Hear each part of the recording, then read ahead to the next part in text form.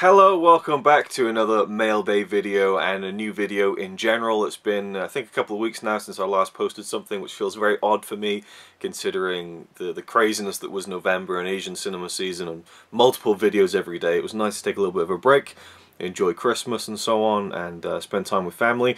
But this video is going to be a pretty sizable Mail Day because I have a huge, like 6-kilo package here from Amazon. That's just gargantuan. There's the thumbnail. And this is a very Star Wars-y mail day, in fact. Now, before I even get to these packages, which I ordered with my Christmas Amazon gift cards, which I was very grateful to get from family, there's two other things I got that were Star Wars related. And it being December, it being the month of Star Wars, I feel like Disney have very much kind of taken over Christmas with Star Wars, and I'm fine with that. I really am. The Last Jedi just came out, and I've been talking about that a lot. I've been buying into The Last Jedi in full form. If you want to know, I have now seen it 6 times, and no regrets. I'm having the time of my life watching this film over and over again, but we're not talking about The Last Jedi. We're talking about the stuff I've got in the mail today, but also two other Star Wars things that I picked up, which I'm quite happy about. So the first one is a film that I can't believe I didn't really buy when it first came out, and it is Rogue One, a Star Wars story. Got the Blu-ray, saw it in HMV, and really liked the slipcover with K2SO on the front, and the title is embossed. It's really nice. The slipcover is matte, and then the actual K2SO is glossy, so it's a really nice kind of slipcover, I thought. And then inside we get the different artwork, which I kind of like too. And the reason I didn't pick this up initially was because I just, you know, I really liked I loved Rogue One. I think it's fantastic, and the more I've watched it, the more I've loved it.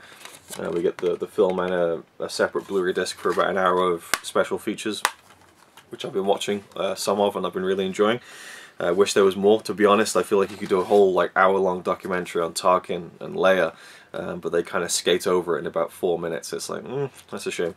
That's times where I really wish like Peter Jackson was heading these things up, because I would love just 14 hours of documentaries on these films. But yeah, so the steelbook came out for this. It just, the artwork wasn't very inspiring to me. Wasn't a fan, and so didn't go for that. And I feel like I want to get a nice edition of a Star Wars film, you know. So I was just waiting for the right one to pick up with Rogue One, and this one just spoke to me. Saw it in HMV, decided to pick it up. Glad to finally have it in the collection. Needed to be there, obviously. But this one, which is a DVD, this is, oh man, I was so excited about this. I want to thank the person, I don't even know who it was.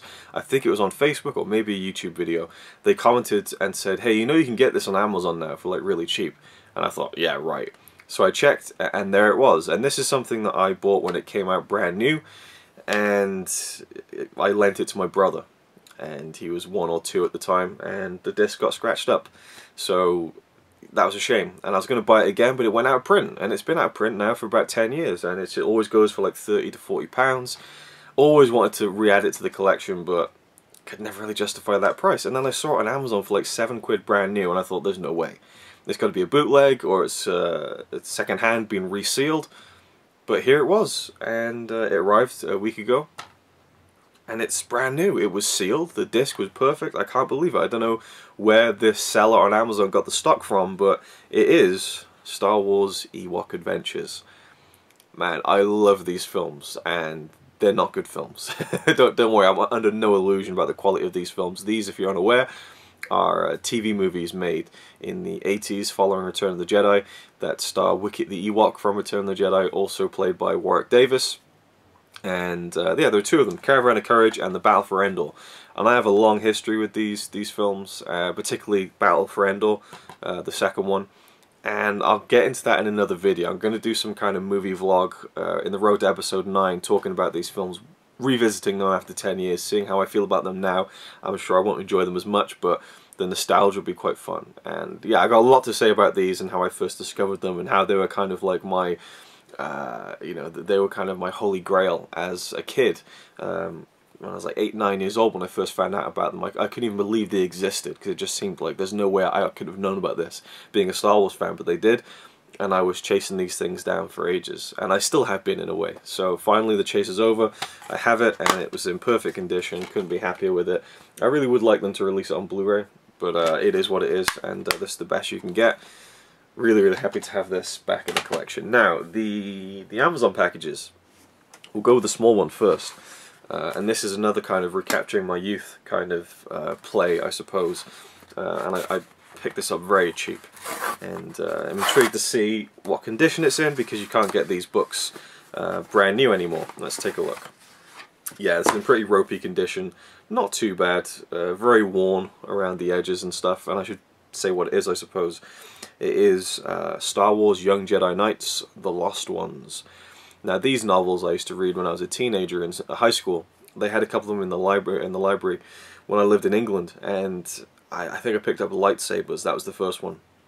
Fell in love with it, and read more of them. And they focus on the young Jedi Knights, the next generation of Jedi Knights that are being trained by Luke Skywalker on his Jedi Academy. Mainly focusing on these two characters here, Jason and Jaina Solo, the Solo twins, Han and Leia's kids. And we also have, are they on the cover here?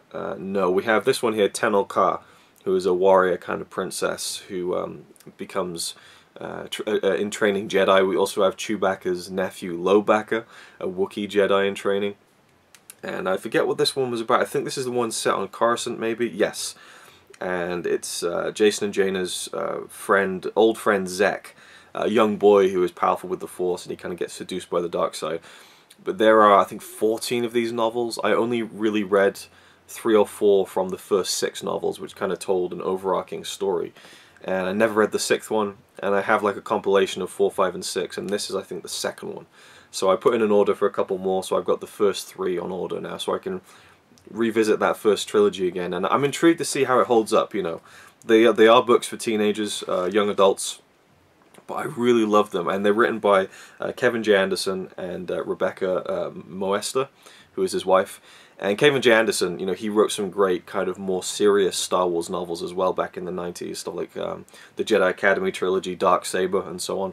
But yeah, I'm really looking forward to these, and I'll probably do some sort of video maybe diving back into these books. But now we have the main event, which is this huge, again, 6 kilo package. I probably should have got a knife or something to open it up with. I think the Prime label will just yeah, I think we should just streak off, and I can open it up. I'm hoping that the contents are in good condition. They are brand new, but I get quite particular about these things. But we'll just open it up and see. Right, okay, right on the top, an appropriate place to start. Let's very carefully lift this out and see what condition it's in. It's in very good condition. Awesome. Really happy with that. Okay, so how do I go about doing this? I guess I put the book back on the bed for a second. This is really awkward. I don't have much space here to do this. But this is a book I've wanted for years, at least 5 years. Fantastic. Alright, this is really exciting. The Making of Star Wars. Huge hardback book by J.W. Rinsler. I've read half of this. I got the paperback version from the library last year when Rogue One had just come out, and I was newly interested in the making of the original Star Wars. So I've read about half of this, and it is just some of the most fascinating stuff I've ever read, as a Star Wars fan, of course. It just goes into every single aspect of production of this film.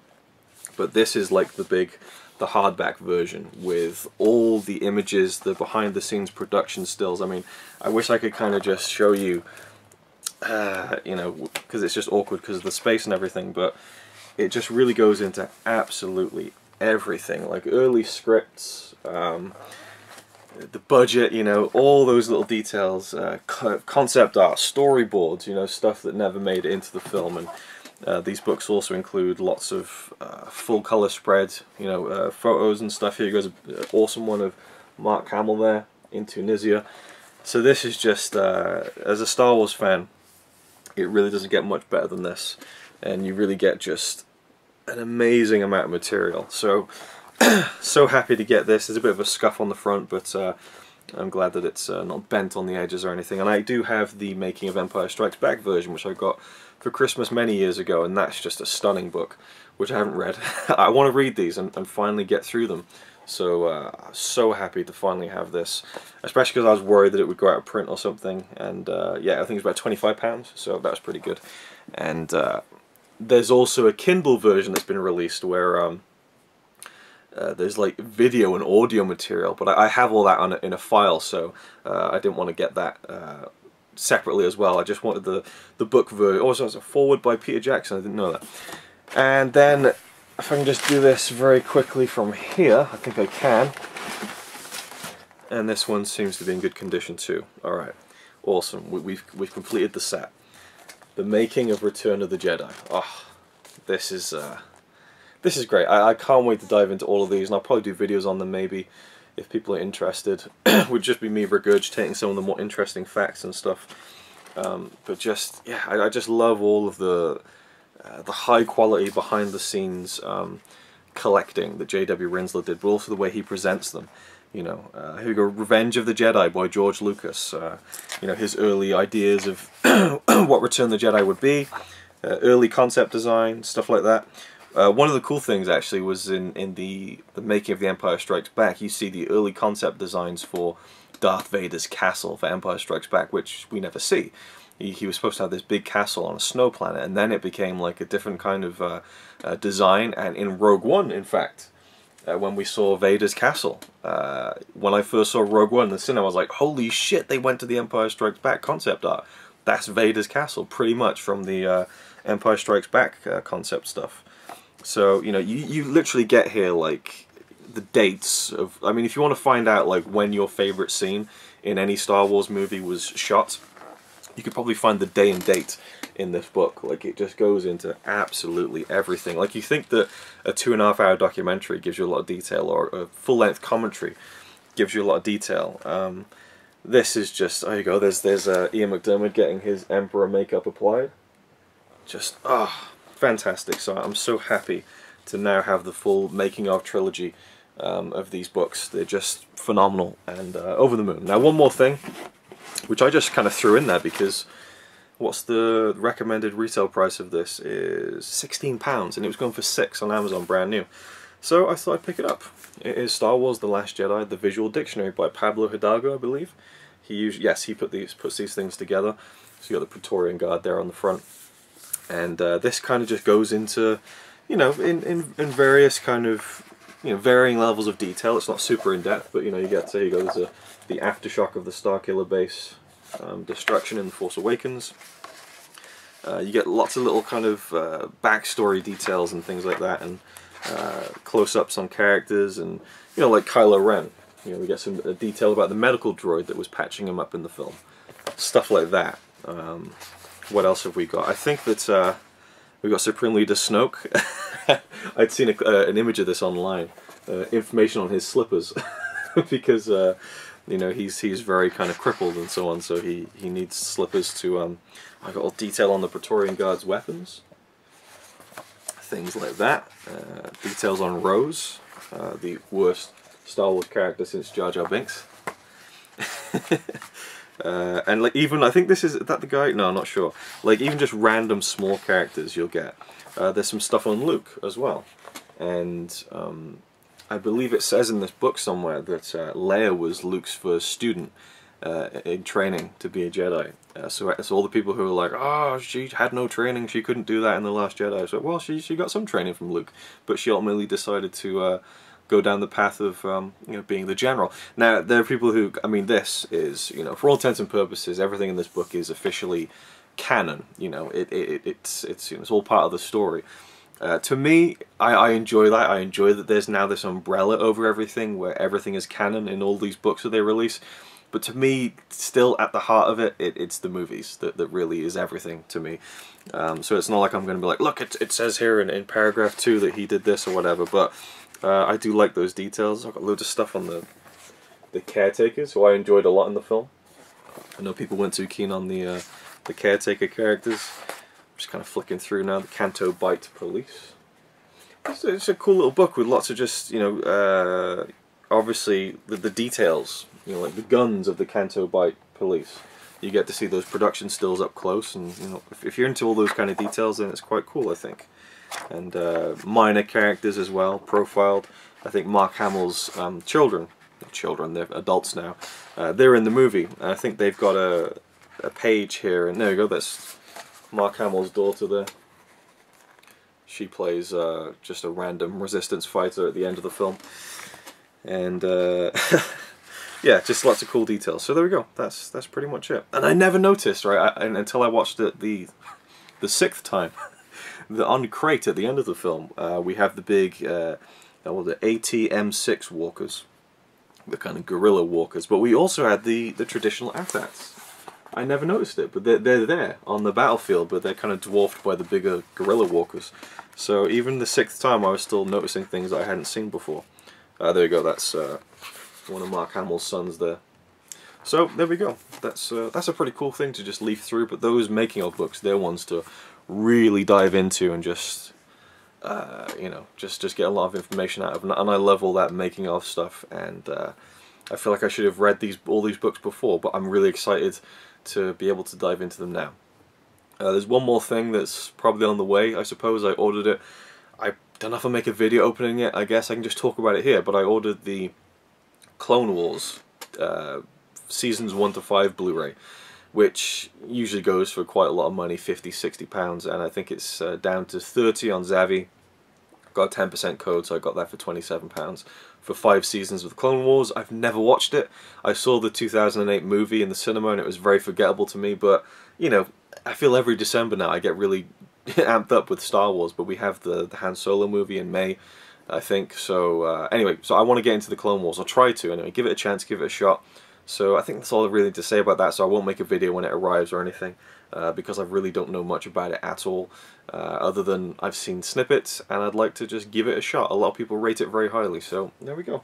That's that, and again, I won't make a video when I get the other Young Jedi Knights books, but really excited to jump back into these. There's going to be a lot of nostalgia tied to this, which I'm looking forward to experiencing. So that's it. Thanks for watching. Stay tuned. There'll probably be like at least 4 Blu-ray updates coming, and be warned, they will be.